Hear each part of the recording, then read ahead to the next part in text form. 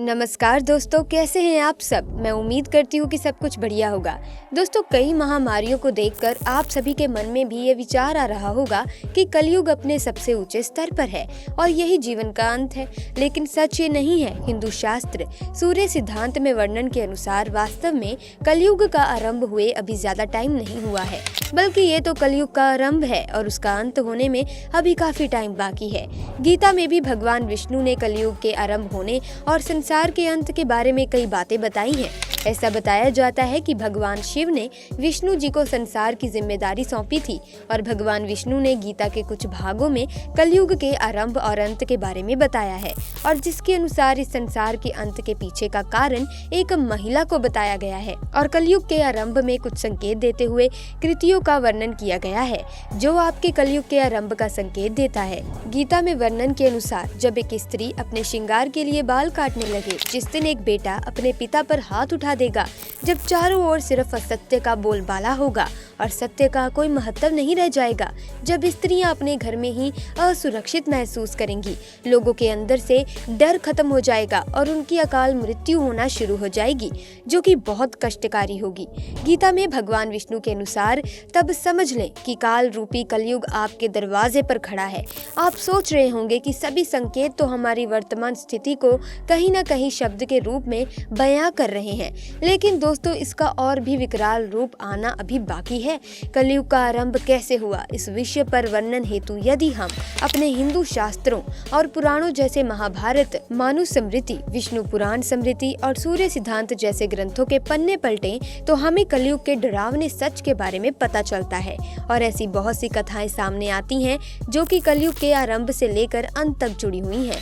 उनमें से सबसे प्रसिद्ध कथा के अनुसार कलयुग का पृथ्वी पर आगमन राजा परीक्षित की एक भूल से हुआ था। आइए जानते हैं वो कौन सी भूल थी जिसके परिणाम स्वरूप कलयुग न सिर्फ धरती पर आया बल्कि यहीं का होकर रह गया। दोस्तों, आज हम कलयुग से जुड़ी कुछ हैरान कर देने वाले रहस्यों के बारे में बताएंगे। आपको आगे वीडियो में तो इतनी सारी बातों को जानने के लिए इस वीडियो को एंड तक जरूर देखना होगा। और दोस्तों, अगर आप इस चैनल पर नए आए हैं तो चैनल को सब्सक्राइब करके वीडियो को लाइक करें, शेयर करें और साथ ही बेल आइकन को प्रेस कर दें ताकि वीडियोस के अपडेट आपको मिलते रहे। महाराजा परीक्षित की कथा कलयुग के आरंभ से जुड़ा सबसे प्रचलित संदर्भ है। जी हाँ दोस्तों, राजा परीक्षित से जुड़ी वो गाथा जिसकी चर्चा हमने वीडियो की शुरुआत में की थी और जिसके फलस्वरूप ही राजा परीक्षित को पृथ्वी पर कलयुग के डेरा जमाने का जिम्मेदार ठहराया गया। दोस्तों, क्या कभी आपने सोचा है कि ऐसे क्या कारण रहे होंगे जिसके चलते कलयुग को धरती पर आना पड़ा। महाभारत की समाप्ति के साथ द्वापर युग की समाप्ति के दिन भी समीप आ रहे थे। तब धरती पर अपनी भूमिका पूरी कर रहे भगवान श्री कृष्ण बैकुंठ धाम लौट के आए।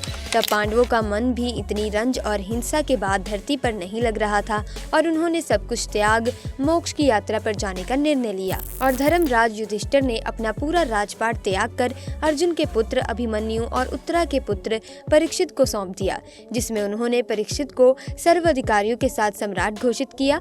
अन्य पांडवों और द्रौपदी सहित महाप्रयाण के लिए हिमालय की ओर निकल गए। अब धरती पर राजा परीक्षित का राज था, जो कि भगवान कृष्ण, माता लक्ष्मी, पितामह भीष्म और विदुर जैसे विद्वानों की कमी के बावजूद अच्छे से राजपाट चलाने का प्रयास कर रहे थे।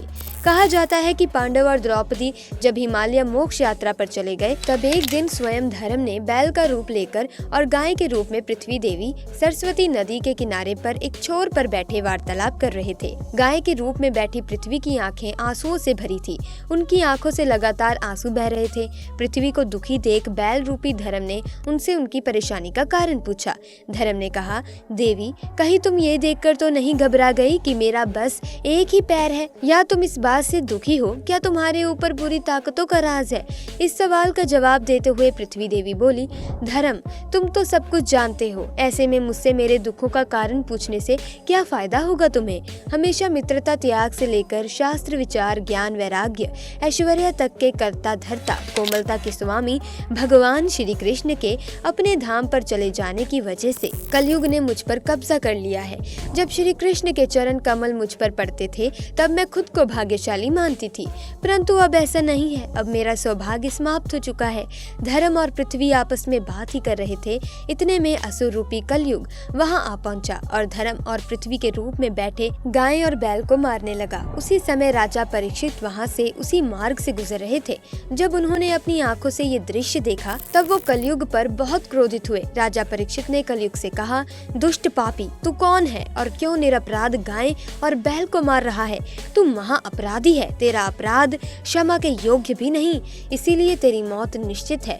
इतना कहते हुए राजा परीक्षित ने अपनी तलवार निकाली और कलयुग को मारने के लिए आगे बढ़े। राजा परीक्षित का क्रोध देखकर कलयुग थर-थर कांपने लगा। भयभीत कलयुग अपने राज की वेशभूषा उतारकर राजा परीक्षित के चरणों में गिर गया और क्षमा याचना करने लगा। राजा परीक्षित ने भी अपनी शरण में आए कलयुग को अपने जीवन की भीख मांगते देखकर उसे मारना उचित नहीं समझा और उसे चेतावनी देते हुए कहा कि कलयुग, तू मेरी शरण में आ गया है, इसलिए मैं तुझे जीवन दान दे रहा हूँ, किंतु अधर्म, पाप, लूट, चोरी, कपट, दरिद्रता आदि का मूल कारण केवल तू ही है। तुम मेरे राज्य से अभी निकल जाओ और फिर कभी लौट कर नहीं आना। कलयुग ने राजा परीक्षित की बात सुनकर बड़ी चतुराई से कहा कि पृथ्वी पर आपका निवास है, पृथ्वी पर ऐसा कोई स्थान नहीं है जहां आपका राज नहीं है। ऐसे में पृथ्वी पर रहने के लिए मुझे आप स्थान प्रदान कीजिए। कलयुग के कहने पर राजा परीक्षित ने काफी सोच विचार कर असत्य, काम और क्रोध वासना का निवास जहाँ भी होता है, इन 4 स्थान पर तुम रह सकते हो। परंतु इस पर कलयुग बोला कि हे राजा, ये 4 स्थान मेरे रहने के लिए पर्याप्त नहीं है, मुझे अभी और जगह की जरूरत है।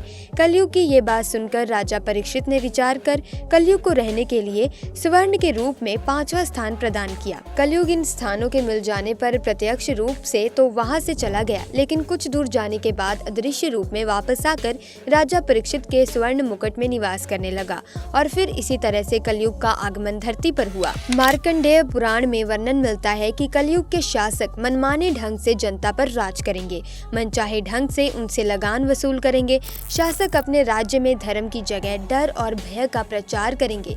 बड़ी संख्या में पलायन शुरू हो जाएगा। लोग सस्ती चीजों की तलाश में अपने घरों को छोड़कर जाने के लिए मजबूर हो जाएंगे। धर्म को नजरअंदाज किया जाएगा और लालच, लूट और कपट सबके दिमाग के ऊपर हावी होगा और बिना किसी पश्चाताप के हत्यारा बनकर लोगों की हत्या भी करेंगे।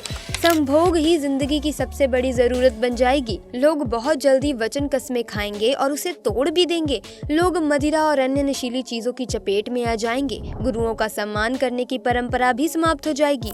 ब्राह्मण ज्ञानी नहीं रहेंगे, शास्त्रियों का साहस खत्म हो जाएगा और वैश्य भी व्यापार में ईमानदार नहीं रहेगा। जीवन में हो रहे एक स्थिति के लिए बस कलयुग को किन कारणों की वजह से मनुष्य के हर एक किए काम के लिए जिम्मेदार ठहराया जाता है, इसके पीछे का कारण क्या है। इसकी वजह से चाहे किसी व्यक्ति की आपसी द्वेष के कारण हत्या कर दी गई हो या किसी नाबालिग कन्या के साथ दुष्कर्म किया गया हो, अपने ही पुत्र ने माता और पिता को घर से निकाल दिया हो, धन के लोभ में पत्नी ने पत्नी की हत्या कर दी हो या धन प्राप्ति की लालसा में मनुष्य को अपने ही लोगों को मारने पर विवश कर दे और किसी भले इंसान की भलाई उस पर भारी पड़ जाए। तो दोस्तों, ये थी आज की वीडियो। कैसा लगा आपको कलयुग के सत्य जानकर? हमें कमेंट सेक्शन में आकर जरूर बताइएगा। वीडियो अच्छी लगी, वीडियो को लाइक करें, शेयर करें और साथ ही हमारे चैनल को सब्सक्राइब करके बेल आइकन को प्रेस कर दें ताकि नए वीडियोस की अपडेट आपको सबसे पहले मिले। आपका बहुत बहुत धन्यवाद।